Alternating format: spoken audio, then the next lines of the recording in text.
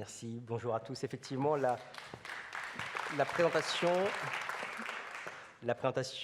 rapide de quelques éléments sur certains points, j'irai rapidement, mais si jamais je devais être vous n'auriez pas le temps de tout noter, n'hésitez pas à aller sur le site de Malakoff Médéric et vous pourrez voir l'ensemble des résultats. Quelques éléments qu'on va pouvoir voir s'afficher derrière moi. Une enquête qui a été réalisée auprès de dirigeants d'entreprise, de 50 salariés et plus, autour d'un certain nombre de questions que nous avons été amenés à leur poser. Le premier aspect, première question, est-ce qu'on a le sentiment, d'un point de vue global, lorsqu'on interroge aujourd'hui les dirigeants d'entreprise, que d'ici 2050, les consommateurs seront semblables ou seront différents? Vous pouvez voir avec le code couleur que pour les 2/3 des dirigeants d'entreprise, on anticipe une différence. Cette différence, elle se manifeste, vous pouvez le voir également ici, autour de la perception que ce qui a été évoqué comme étant des données objectives sont perçues subjectivement aujourd'hui de la part des dirigeants d'entreprise, comme quoi il y aura, à leurs yeux,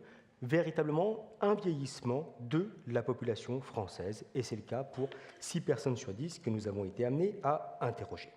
Est-ce que tout ceci va entraîner une forme d'enjeu, qui est enjeu important ou pas aux yeux des dirigeants d'entreprise? Et là, vous pouvez le voir, l'immense majorité, 94%, déclare qu'il va y avoir un enjeu. Donc, 1, anticipation de la modification, 2, cette modification qui va être caractérisée autour d'un vieillissement, et puis le troisième aspect, la perception que tout ceci va constituer un enjeu.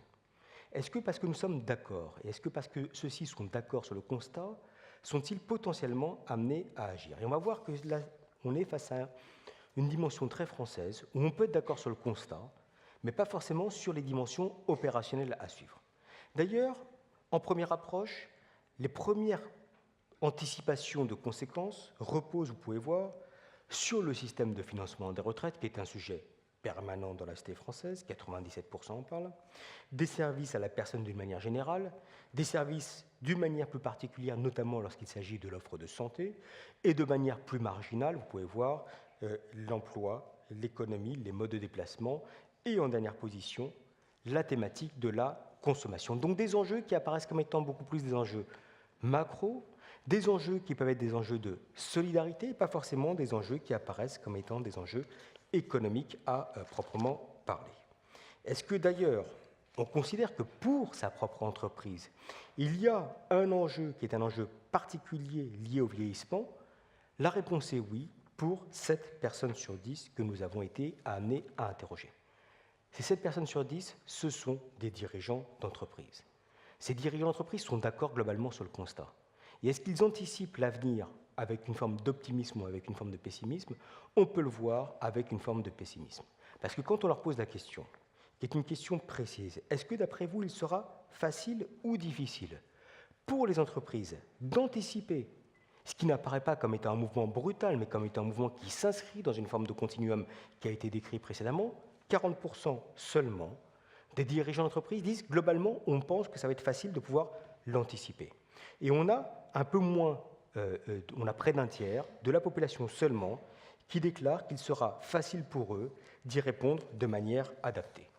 On a donc ce constat et en même temps une anticipation de l'action qui n'apparaît pas évidente. Cette anticipation apparaît d'autant moins évidente que lorsqu'on leur demande si aujourd'hui ils ont entrepris un certain nombre d'aspects, on peut voir, là, c'est sur le slide précédent, j'appuie 2 fois, on va voir ici, on peut voir ici que lorsqu'on leur demande si justement ils ont mis en place un certain nombre d'actions, on a une anticipation sur le fait que concernant le développement global d'une nouvelle gamme d'offres qui sont dédiées à ces seniors, 23% déclarent « oui, je l'ai fait » ou « j'envisage de pouvoir le faire ». 22% déclarent en fait que lorsqu'il s'agit de développement de partenariats, d'associations avec des autres entreprises, ils l'ont fait ou ils entrevoient de le faire. 19% seulement déclarent qu'ils communiquent spécifiquement auprès des seniors et 15% qu'ils envisagent ou qu'ils font un recrutement d'un ou plusieurs collaborateurs spécialistes à proprement parler des seniors. Donc on est dans cette situation où lorsqu'on interroge globalement les dirigeants d'entreprise, ils anticipent une situation, ils voient que celle-ci se profile devant eux, ils ne considèrent pas qu'il va s'agir d'un mouvement qui va être un mouvement brutal, et pour autant, ils n'ont pas forcément d'ores et déjà soit anticipé, soit considéré qu'ils avaient mis en place soit des modalités de pouvoir intégrer les seniors dans le cadre de leur activité, soit pouvoir s'adresser aux seniors qui, demain, constitueront potentiellement une marge de manœuvre à leur égard en matière de progression de leur activité et que probablement ils peuvent compter sur d'autres acteurs pour pouvoir les amener demain à pouvoir mieux répondre